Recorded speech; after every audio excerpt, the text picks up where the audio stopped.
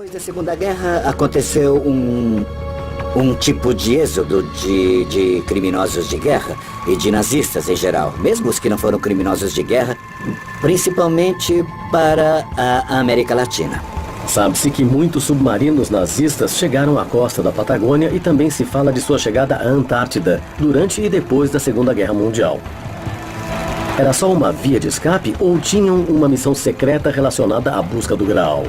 A chegada dos submarinos nazistas à costa argentina durante e depois da guerra tinha a ver principalmente com o desembarque de algumas pessoas e de alguns bens. Essas tripulações decidem vir para a América do Sul, especialmente para a Argentina, onde sabiam que seriam bem recebidos, porque isso já tinha acontecido com os tripulantes do Draps Penha em 1939, ou seja, chegavam a um lugar amigo, chegavam a um porto seguro. O caso da Patagônia é parecido com o caso de Córdoba, digamos, que oferecia lugares pouco habitados, afastados.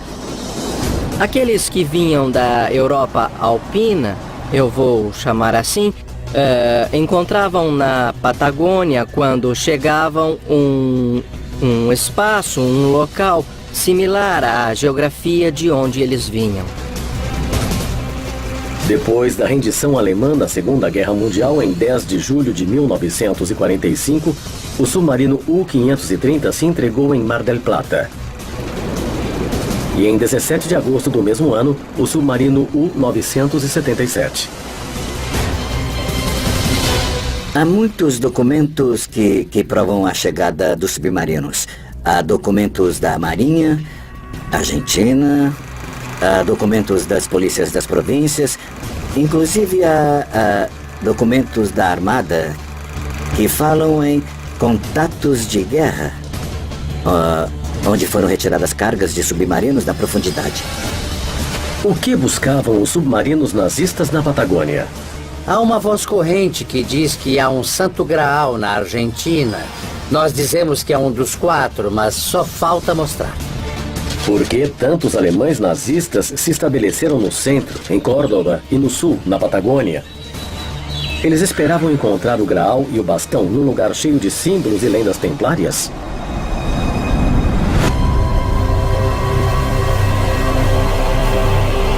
Os Templários na América. O Cerro Uritorco é uma área que tem anomalias magnéticas muito importantes. Nesse lugar teria sido depositado o Lapis Exilis. É indiscutível a presença nazista na América. Eles chegaram a pensar na possibilidade dos templários terem trazido o Santo Graal à América do Sul. O senhor Heinrich Himmler, que era o chefe da SS, sabia que o Graal estava na Patagônia. Há muitos documentos que provam a chegada dos submarinos. Há uma voz corrente que diz que há um Santo Graal na Argentina. Os Templários na América. Os Cavaleiros Templários tinham fugido para a América do Sul com um objetivo claro de preservar o Graal em um lugar seguro e secreto. A última frota templária saiu de La Rochelle em 11 de outubro de 1307. Essa frota passou por Glastonbury, pegou carga lá, e ficou claro que quem estava em Glastonbury sabia que tinha de esperar uma frota com velas brancas e cruzes vermelhas. Então precisavam carregar as relíquias.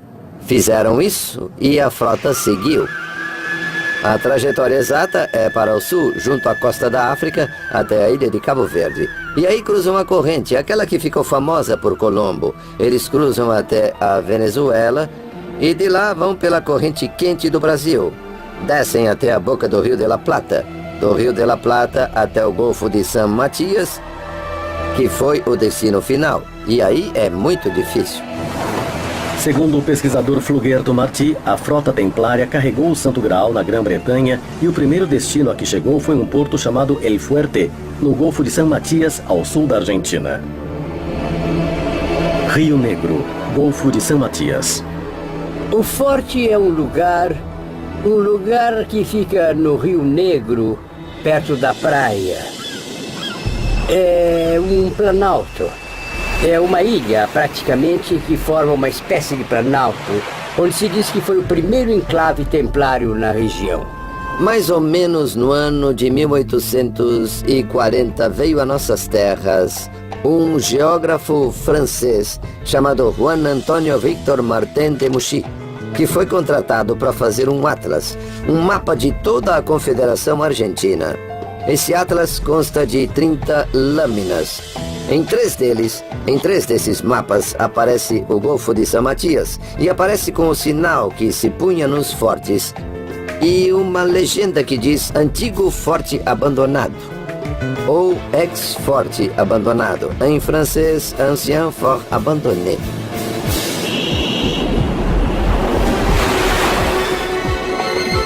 Trelew, província de Chubut, Argentina. Museu Paleontológico Egídio Ferulho.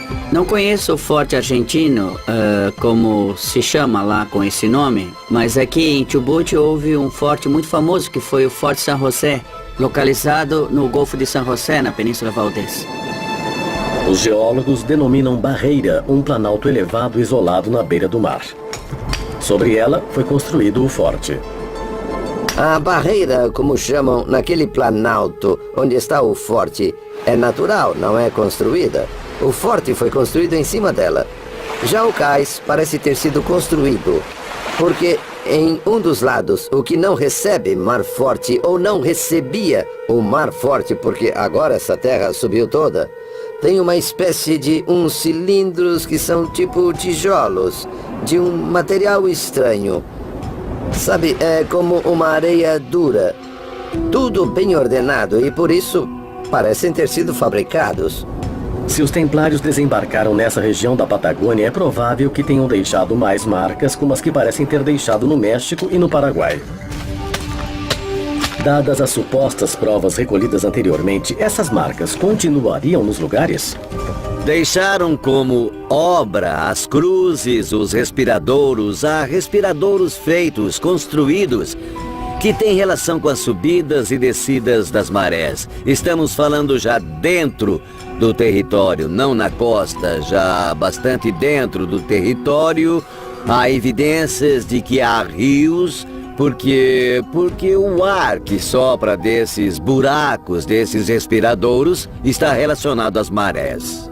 Ao abandonar o forte costeiro, dadas as provas coletadas, os templários também seguiram o curso do rio Chubut, levando seus tesouros até um lugar-chave.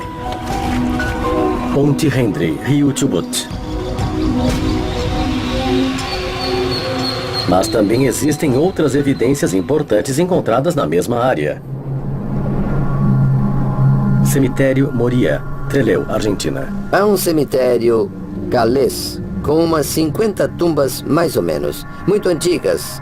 Mas há uma tumba, uma tumba que é a mais antiga de todas. É uma relíquia. As tumbas que podemos ver no cemitério galês de Trelew são dos primeiros habitantes galeses que chegaram aqui na região. E uma tumba muito importante que tem uma característica muito especial. Tem um S em símbolo de serpente, está entrelaçada. Principalmente, isso é símbolo de um trabalho alquímico. Para esses pesquisadores, esses restos arqueológicos confirmariam certamente a presença templária na Patagônia Argentina. Eles teriam deixado escondido aqui o Santo Graal? Podemos averiguar que é fidedignamente esse símbolo. Porque sabe onde vemos esse símbolo? Nas igrejas templárias do sul da França. Esse símbolo se chama crismon. É um símbolo de Cristo, mas que os templários utilizavam. Os povos galeses buscaram sua terra prometida nesse canto do mundo? Teriam feito isso por acaso onde os templários se estabeleceram séculos antes? Talvez eles também seguissem o caminho do Graal. Os estudiosos asseguram que os colonos galeses se perguntavam: como os templários fizeram para atravessar de maneira tão rápida a Patagônia? A resposta a essa pergunta, segundo Alejandro Vega Osório, estaria debaixo do solo. Debaixo do Planalto Patagônico, a mais de 200 quilômetros da costa do Atlântico, aparecem buracos na rocha de onde sai ar e entra ar.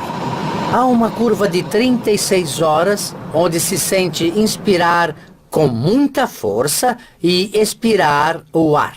O ar expirado tem 5 graus de temperatura, uma umidade relativa de 85%, igual à água do Atlântico. Segundo o pesquisador, existiria o que ele denomina de buracos que respiram. Estranhos túneis conectados a uma suposta corrente de ar subterrânea. Essa troca de expiração e inspiração corresponde à subida e descida das marés do Atlântico e do Pacífico. Esses túneis não são conhecidos, mas nos ambientes esotéricos sabia-se que eles existiam. Já desde tempos antigos, existia o que se chamava Baía Sem Fundo. Mas o que esses respiradouros indicariam? Os respiradouros, o que existe normalmente são alguns pequenos laguinhos onde se acumula água. A água brota como vulcõezinhos de areia. Nós geólogos conhecemos como pequenos vulcões de areia. Existem pequenas borbulhas que saem e que vêm arrastadas pela água. Para alguns pesquisadores, isso indicaria a existência de um imenso rio subterrâneo debaixo do Planalto Patagônico que conectaria com os supostos locais templários. Mas, para os especialistas, isso parece ser impossível, dadas as condições geológicas da região. O Planalto de Somuncurá é um grande planalto de origem vulcânica de idade terciária, ou seja, que tem aproximadamente uns 10 milhões de anos. E esse platô vulcânico se localiza na zona norte de Chubut e sul do Rio Negro e abarca milhares de quilômetros quadrados. Há um canal subterrâneo que une o Atlântico ao Pacífico, bem justamente entre as latitudes 41 e 43, que vai do Atlântico até o Pacífico e vice-versa, não? As águas subterrâneas não se unem de um oceano a outro. As águas subterrâneas às vezes terminam internamente em bacias endorreicas e algumas drenam até o mar. Vemos como desaguadouros nas margens da costa, mas não vão de um mar ao outro. Há alguns pesquisadores que dizem que os misteriosos poços ao longo do Planalto de Somuncurá são a chave para encontrar o lugar onde descansa o tesouro templário. Esses poços respiram. Respiram no verdadeiro sentido da palavra, inspiram e expiram. E essa expiração e inspiração formam uma sinuosidade. O único fenômeno natural que tem esse ritmo são as marés. Checamos a temperatura e a umidade no Serviço de Hidrografia Naval de Buenos Aires e nos disseram isso está em contato com o mar.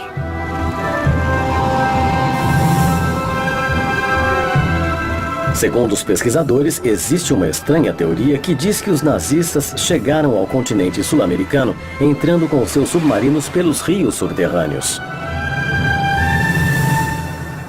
Existe água subterrânea, que é diferente. O curso da água subterrânea é muito comum, mas existe um grande mito que diz respeito aos rios subterrâneos. São rios subterrâneos que normalmente vemos na televisão, como vemos, por exemplo, nos filmes de ficção científica, onde mostram, ou até os livros de Júlio Verne, que falam de mundos subterrâneos. Na Patagônia e em diferentes partes do mundo, esses rios, como aparecem em nossa imaginação popular, não existem.